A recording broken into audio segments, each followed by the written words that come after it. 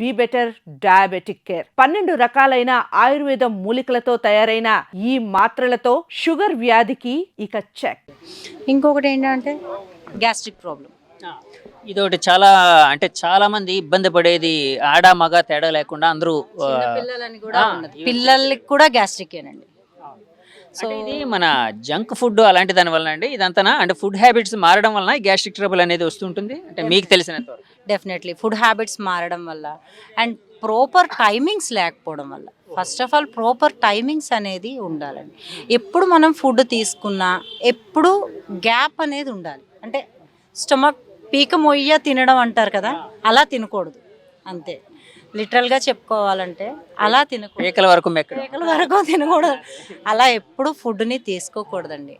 మీకు ఎంతవరకు అంటే ఇంకొంచెం నేను తినగలను పర్వాలేదు అన్నప్పుడు స్టాప్ చేసేయాలి. ఇంకొంచెం తినగలను పర్లేదు అనేంతవరకు వస్తుంది కదా, మీకు తెలిసిపోతుంది. ఇంత క్వాంటిటీ ఫుడ్ తీసుకున్నారు, ఇంకొంచెం మీరు ఇంకా తింటే ఇది మీకు ఫుల్ అయిపోతుందని ఒక ఐడియా వస్తుంది. సో ఆ ఫుల్ అయిపోతున్న ఫుడ్ని మీరు అవాయిడ్ చేయగలిస్తే కనుక డెఫినెట్లీగా మీరు హ్యాపీగా కొన్ని ఇయర్స్ వరకు ఫ్యాటీ లెవెల్స్ పెరగకుండా అండ్ హ్యాపీగా ఉండొచ్చు.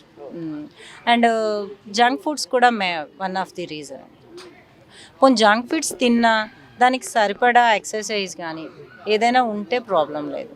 పిల్లలు ఎవ్వరికి ఆ ఎక్సర్సైజ్ ఉండదు ఎంతసేపు. మరి అంటే మనం అనడానికి లేదు, వాళ్ళ కాలేజ్ టైమింగ్స్ కానీ అండ్ వాళ్ళు ఉండే ఎన్విరాన్మెంట్, ఇప్పుడు ఉండే బిజీ షెడ్యూల్స్, లైఫ్ స్టైల్ మొత్తం మారిపోయింది.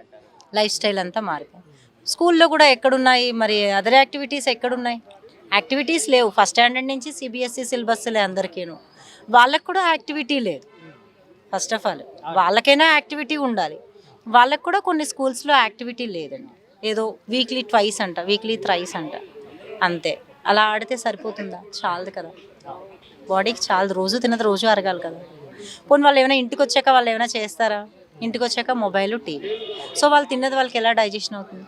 సో అందుకనే చిన్నప్పటి నుంచి కూడా ఒబెసిటీ లెవెల్లోకి వెళ్ళిపోతుంది. అలానే స్ట్రెస్ లెవెల్స్ ఎక్కువైపోతున్నాయి. వాళ్ళు స్ట్రెస్ లెవెల్స్ ఎక్కువైపోవడం వల్ల గ్లాండ్స్ హార్మోన్స్ కరెక్ట్గా ప్రొడ్యూస్ చేయాలి, దానివల్ల ఒబెసిటీ లెవెల్లోకి వెళ్ళిపోతారు. యాంగ్జైటీ అవంతా ఎక్కువైపోయి. సో మనం యాక్టివిటీ అనేది కంపల్సరీ చిన్నపిల్లలకి చిన్నప్పటి నుంచి అలవాటు చేసేయాలి. అంటే లైఫ్లో తినడం ఎలాగా, పడుకోవడం ఎలాగా, ఇది కూడా అలానే.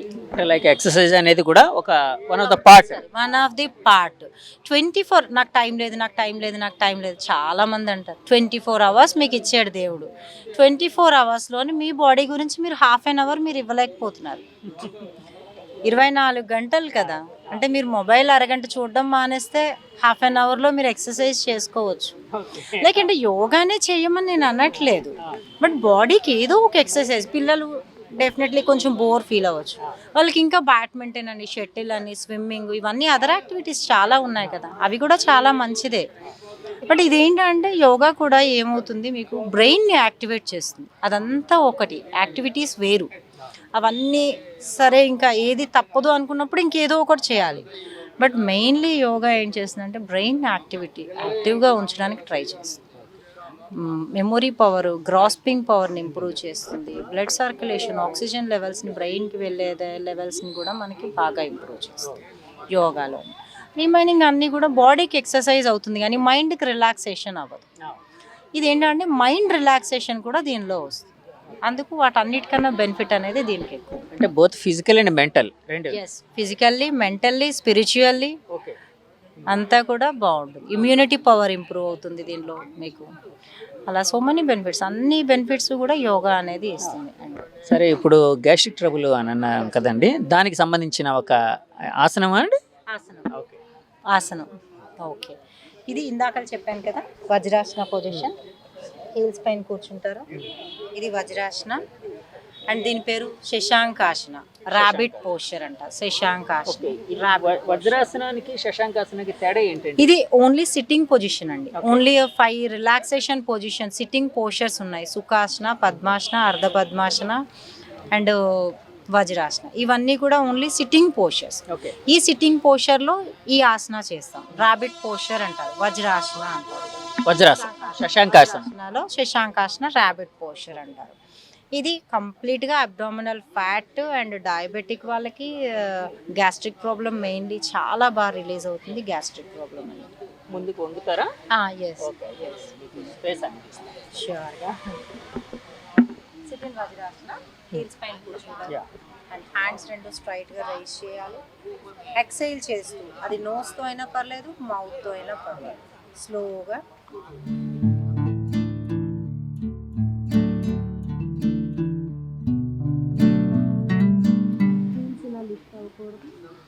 హీల్స్ పైన లిఫ్ట్ అవ్వకూడదు బాడీ, ఓన్లీ ఇలా సిట్టింగ్ పోస్చర్ అనేది ఉండాలి.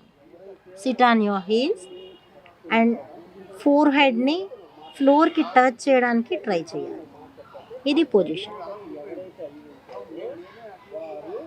Inhale, come on, release. రోజు ఇది 10 to 30 seconds చేస్తే gastric problem release.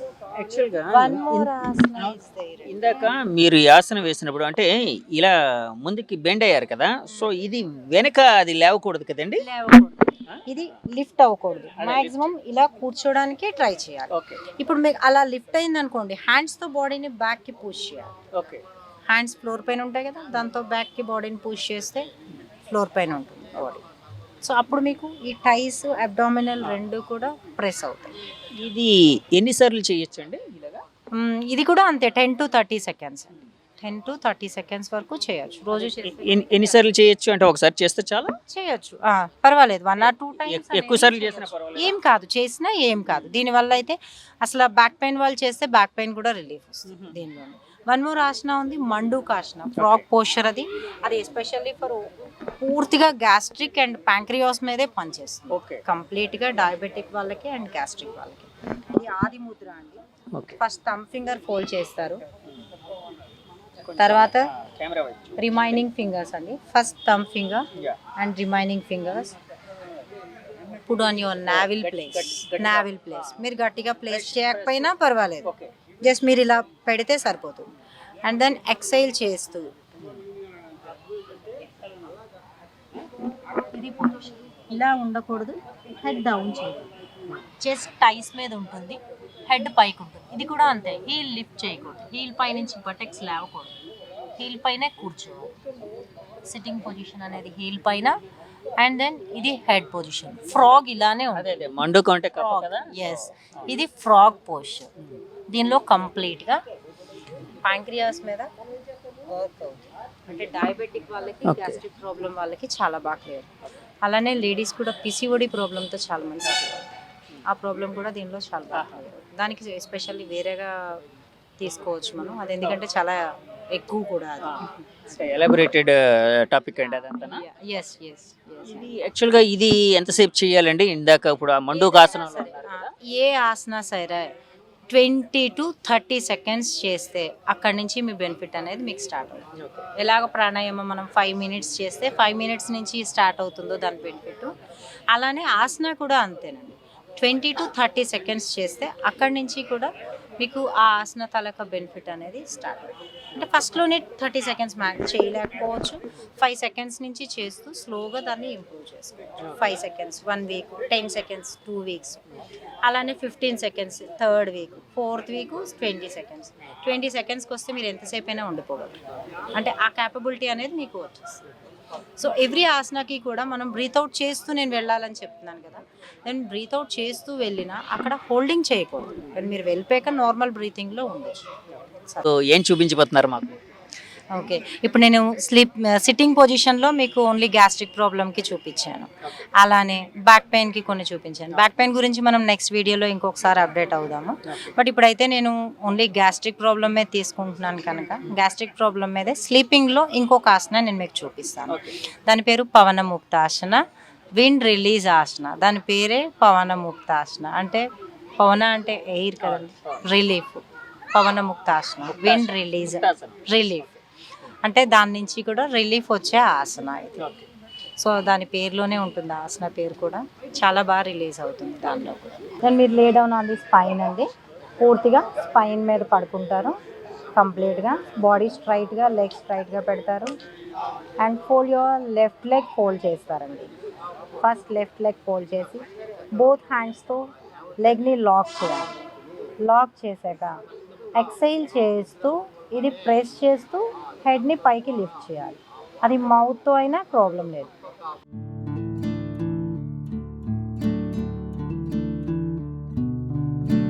Hold 10 to 15 seconds and release. మళ్ళీ లెగ్ స్ట్రైట్గా ప్లేస్ చేస్తారు. Then right leg, hold your right leg.